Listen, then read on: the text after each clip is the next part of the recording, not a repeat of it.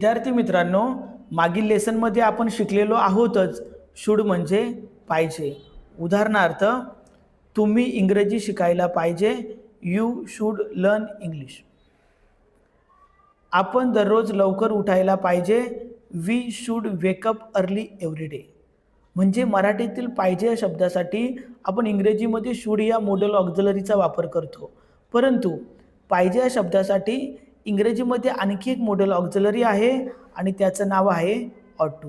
आता तुमच्या लक्षात आलंच असेल, शुड म्हणजे पाहिजे, ऑट टू म्हणजे पण पाहिजे. जरी शुड आणि ऑट टू या मॉडल ऑक्झिलरीसाठी मराठीमध्ये एकच पाहिजे या शब्दाचा वापर होत असला तरी यांच्या वापरामध्ये फरक आहे. शुडचा वापर तुम्हाला सल्ला आणि सूचना देण्यासाठी करायचे. ऑट टूचा वापर कर्तव्य आणि नैतिक जबाबदारी सांगण्यासाठी करायचे. उदाहरणार्थ, विद्यार्थ्यांनी नियम पाळायला पाहिजेत, ही तुमची जबाबदारी आहे. स्टुडंट्स ऑट टू फॉलो द रूल्स. आपण देशावर प्रेम करायला पाहिजे, हे तुमचं कर्तव्य आहे. वी ऑट टू लव्ह आवर कंट्री. म्हणजे शूडसाठी आपल्याला पाहिजे आणि ऑट टूसाठी पण पाहिजे या शब्दांचा वापर करायचे, परंतु त्यांच्या इंग्रजीतील वापरामध्ये फरक आहे.